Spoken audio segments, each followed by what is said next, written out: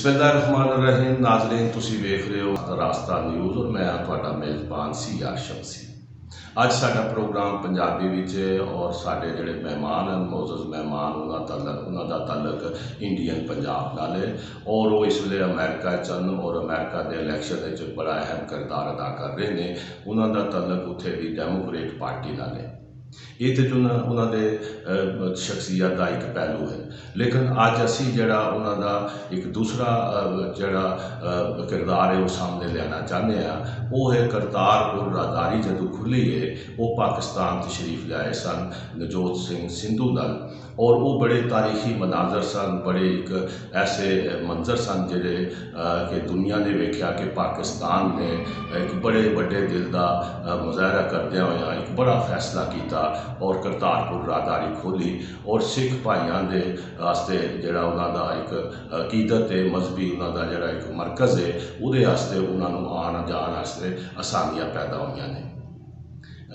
मैं बराह रास्त लै चलांगा तुहानूं डॉक्टर सुरिंदर सिंह गिल साहब नाल जिहड़े अमरीका विच साउथ एशियन इमीग्रेंट्स की तंजीम है उहदे सरबराह भी ने और जाहिर है कि उन्हां दा तल्लक तमाम लोगों नाल है। वो लोगों की हैल्प करते हैं, उन्होंने इमीग्रेशन के जोड़े मामलात होंगे ने वो रहनमाई करते हैं। लेकिन मैं पहले उन्होंने पूछागा कि वो यादां साडे नाल शेयर करन जिसले वो पाकिस्तान आए सन और बाबा गुरु नानक जिहड़ी एक वड्डी शख्सियत है, बड़ा एक मजहबी रहनुमा ने और जिहड़े जो ना सिर्फ सिखां दे बल्कि तमाम मज़हब के लोग उन्होंने मनते हैं क्योंकि उतों मुहब्बत का पैगाम के जाता है, उतों हमेशा नफरत की मारन की गल हुई है। तो मैं डॉक्टर साहब तुहाडे कोल पुछांगा कि वो यादां की ने और इस फैसले तो बाद दुनिया में की असर होया है या ऐसे ममालक जिथे रस्ते बंद हैं जिथे रस्ता दिता नहीं जाता वो भी क्या इनू फॉलो करेंगे। जी डॉक्टर सुरिंदर सिंह साहब। मैं doctor Surinder Singh Gill south Asian community organiser अज मैरीलैंड तो एवेंसर टैक के ऑफिस तो चौधरी रहमत शमसी दे नाल उन्हां दे टीवी चैनल रास्ता दे उत्ते पेश होया है। सब तो पहला मैं रहमत साहब का धन्नवादी है जिन्हों ने मैनू इस चैनल के उत्ते लिया है और उन्होंने बहुत ही अच्छा सवाल पूछा है करतारपुर कॉरीडोर के बारे। मैं ये दसना चाहांगा कि करतारपुर कॉरीडोर जिहड़ा है ये कई ऑर्गेनाइजेशनां दी कंट्रीब्यूशन है। उहदे विच असीं भी 2005 विच रिछपाल सिंह ढींडसा जो California United Guru Nanak mission organisation के अधीन काम कर रहे सन। उन्हां दी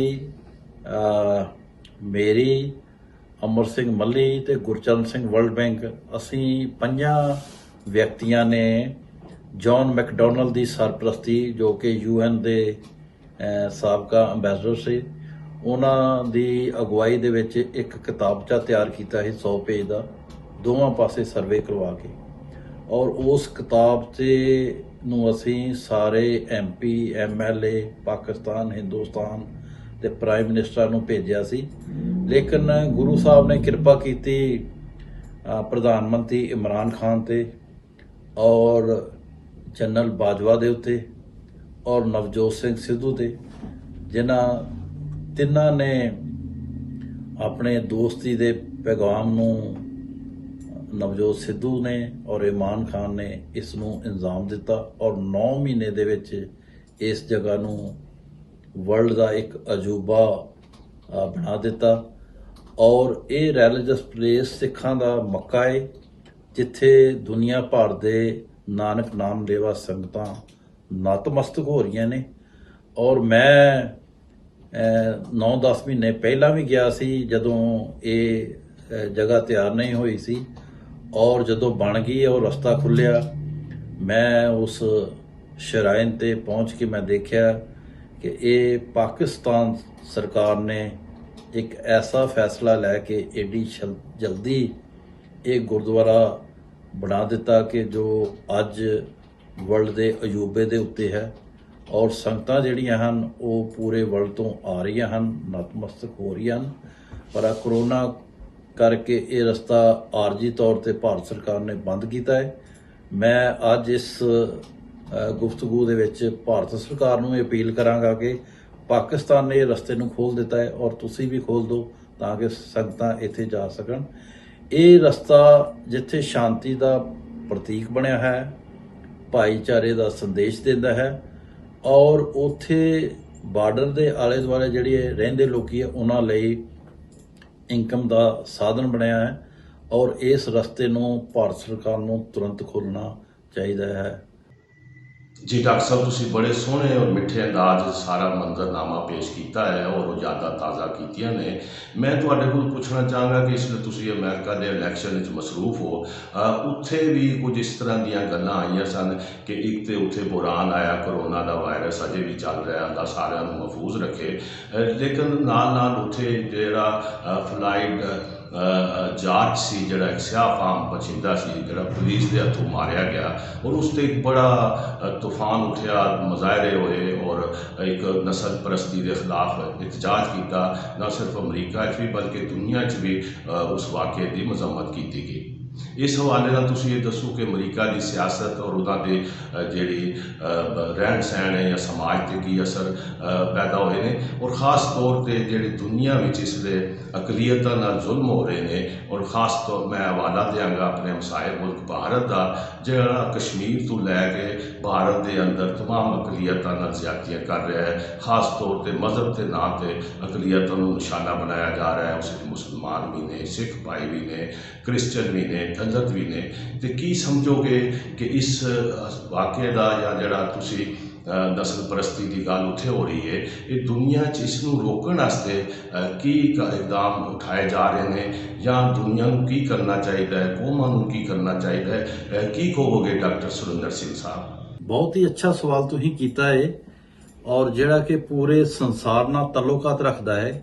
ਅਮਰੀਕਾ ਦੇ ਵਿੱਚ ਅੱਜ ਕੱਲ੍ਹ ਇਲੈਕਸ਼ਨ ਦਾ ਦੌਰ ਹੈ ਕਿਉਂਕਿ ਰਾਸ਼ਟਰਪਤੀ ਦੀ ਇਲੈਕਸ਼ਨ ਤੇ ਸਾਰੇ ਸੰਸਾਰ ਦੀਆਂ ਨਜ਼ਰਾਂ ਹੈ ਔਰ ਜਿਹੜੀ ਤੁਸੀਂ ਗੱਲ ਕੀਤੀ ਹੈ ਕਿ ਬਲੈਕ ਲਿਵਜ਼ ਮੈਟਰ ਵਾਲੀ, ਇਹਦੇ ਉੱਤੇ ਮੈਂ ਗੱਲ ਕਰਨਾ ਚਾਹਾਂਗਾ ਕਿ ਜਿਹੜੀ ਨਸਲਕੁਸ਼ੀ ਬਾਰੇ ਤੁਸੀਂ ਜ਼ਿਕਰ ਕੀਤਾ ਹੈ, ਇਹ ਕੋਈ ਨਸਲਕੁਸ਼ੀ ਦਾ ਮਸਲਾ ਨਹੀਂ ਹੈਗਾ।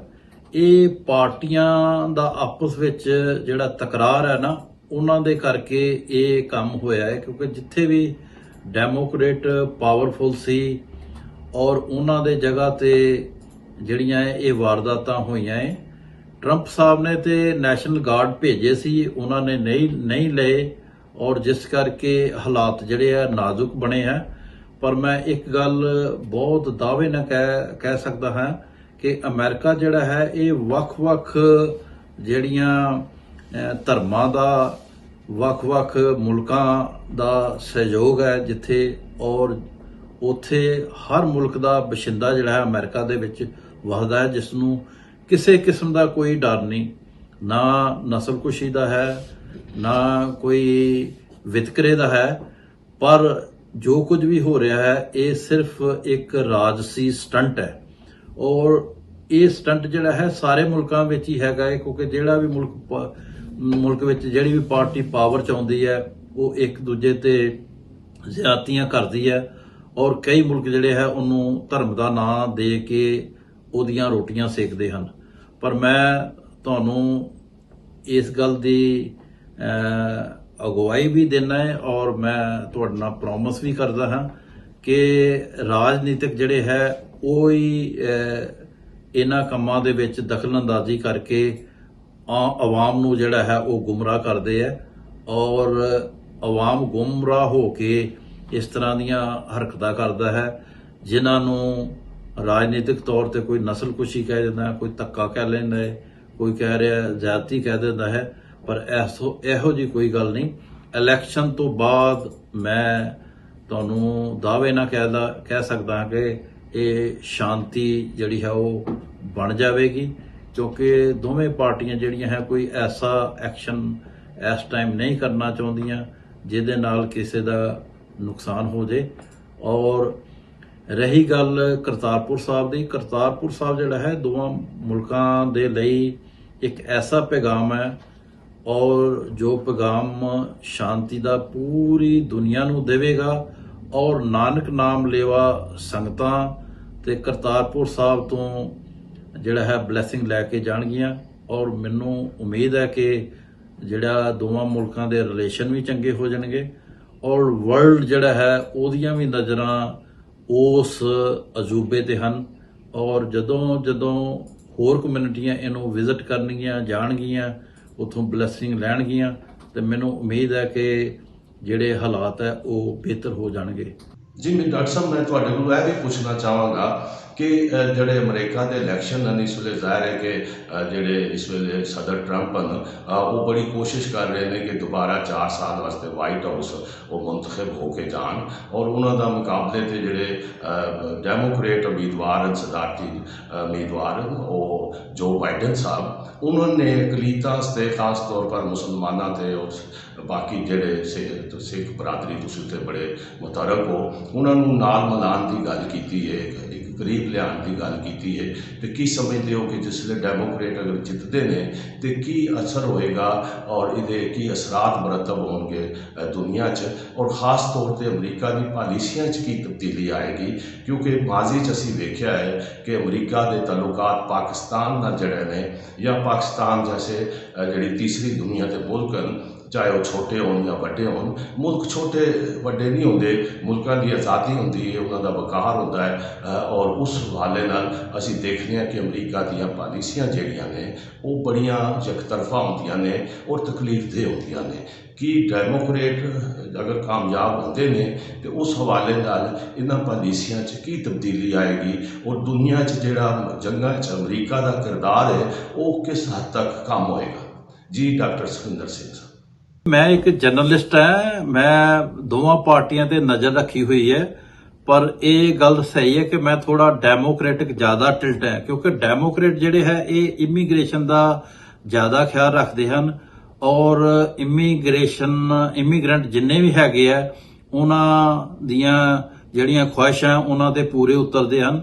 ਔਰ ਹੁਣ ਵੀ ਇਹ ਜਿਹੜਾ ਬਾਈਡਨ ਔਰ ਕਮਲਾ ਹੈਰਿਸ ਹੈ, ਇਹਨਾਂ ਨੇ ਇਹ ਕਿਹਾ ਹੈ ਕਿ ਅਸੀਂ ਜਿਹੜਾ ਇਮੀਗ੍ਰੇਸ਼ਨ ਕਾਨੂੰਨ ਹੈ ਉਹਨੂੰ ਤਰਮੀਮ ਕਰਕੇ ਔਰ ਲੋਕਾਂ ਦੇ ਨਜ਼ਰ ਦੇ ਸਾਹਮਣੇ ਲਿਆਵਾਂਗੇ।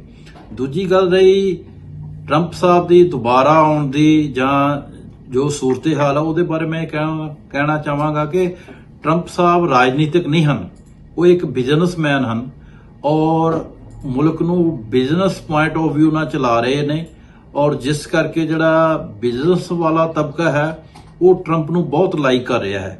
ਲੇਕਿਨ ਜੇ ਓਵਰਆਲ ਵੇਖਿਆ ਜਾਵੇ ਤੇ ਜਿਹੜਾ ਕੰਪੀਟੀਸ਼ਨ ਦੋਵਾਂ ਦੇ ਵਿੱਚ ਹੈ ਉਹ ਬਹੁਤ ਸਖਤ ਹੋ ਗਿਆ ਹੈ, ਕਿਉਂਕਿ ਟਰੰਪ ਸਾਹਿਬ 'ਚ ਥੋੜਾ ਜਿਹਾ ਇਹ ਹੈ, ਉਹਨਾਂ 'ਚ ਡਿਕਟੇਟਰਸ਼ਿਪ ਵਾਲੀ ਗੱਲ ਹੈ। ਉਹ ਮੈਂ ਪਿਛਲੇ 4 ਸਾਲ 'ਚ ਵੇਖਿਆ ਹੈ ਕਿ ਇਹਨਾਂ ਦੇ ਨਾਲ ਕੋਈ ਮਿਨਿਸਟਰ ਇਹਨਾਂ ਦਾ ਨਹੀਂ ਟਿਕਿਆ ਹੈ, ਜਾਂ ਰਿਜ਼ਾਈਨ ਕਰ ਗਿਆ ਜਾਂ ਛੱਡ ਗਿਆ ਜਾਂ ਇਹਨਾਂ ਨੇ ਦਬਲ ਦਿੱਤਾ। ਕਹਿਣ ਦਾ ਭਾਵ ਹੈ ਕਿ ਜਦੋਂ ਤੁਸੀਂ ਸਾਰਿਆਂ ਨੂੰ ਨਾਲ ਲੈ ਕੇ ਚੱਲਦੇ ਹੋ, ਹਰ ਇੱਕ ਦੀ ਗੱਲ ਸੁਣਦੇ ਹੋ, ਤਾਂ ਮੁਲਕ ਜਿਹੜਾ ਉਹ ਬਿਹਤਰੀ ਵੱਲ ਵਧਦਾ ਹੈ। ਕਿਉਂਕਿ ਇਹਨਾਂ ਨੇ ਪਹਿਲੀ ਟੈਨੋਰ ਵਿੱਚ ਮੇਰੇ ਹਿਸਾਬ ਨਾਲ ਕੋਈ 5000 ਚੰਗੀਆਂ ਪੋਸਟਾਂ ਤੇ ਨਿਯੁਕਤ ਕਰਨੇ ਸਨ, ਉਹ ਇਹਨਾਂ ਨੇ ਨਹੀਂ ਕੀਤੇ। ਲੇਕਿਨ ਜਿਸ ਤਰ੍ਹਾਂ ਇਹ ਕਰੋਨਾ ਆਉਣ ਕਰਕੇ ਜੋ ਹਾਲਾਤ ਬਣ ਗਏ ਹੈ ਉਹਦੇ ਵਿੱਚ ਸਟਿਮੂਲਸ ਬਿੱਲ ਵੀ ਜਿਹੜਾ ਹੈ ਉਹ ਡੈਮੋਕ੍ਰੇਟ ਦੇ ਪੁਸ਼ ਨਾਲ ਹੋਇਆ ਹੈ ਔਰ ਦੂਸਰੇ ਤੇ ਵੀ ਡੈਮੋਕ੍ਰੇਟ ਜ਼ੋਰ ਲਾ ਰਹੇ ਹੈ। ਪਰ ਹਾਲ ਦੀ ਘੜੀ ਇਹ ਨਹੀਂ ਕਿਹਾ ਜਾ ਸਕਦਾ ਕਿ ਟਰੰਪ ਸਾਹਿਬ ਜਿਹੜੇ ਉਹ ਜਿੱਤੇ ਪਏ ਆ ਜਾਂ ਜਿੱਤ ਜਾਣਗੇ।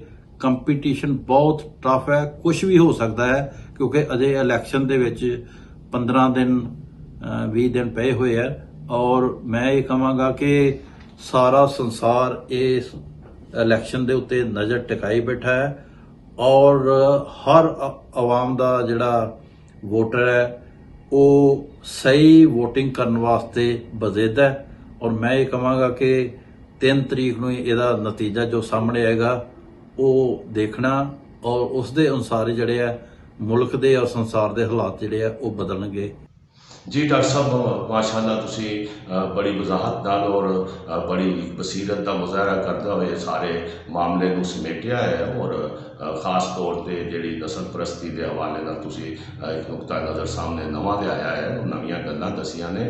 मैं तुहाडे कोल चलदियां चलदियां पुछना चाहांगा कि अगर सदर जो बाइडन जित जाते हैं तो उसदे विच पाकिस्तान के और अमरीका के तल्लुकात च की तब्दीली आएगी। और जिस तरह मैंने पहले पूछा है फिर मैं दोहरावांगा कि दुनिया विच अमेरिका ज़ाहिर है कि सुपर ताकत के तौर पर सामने मौजूद है, उसका एक कायदाना किरदार सी माजी च नज़र आता है।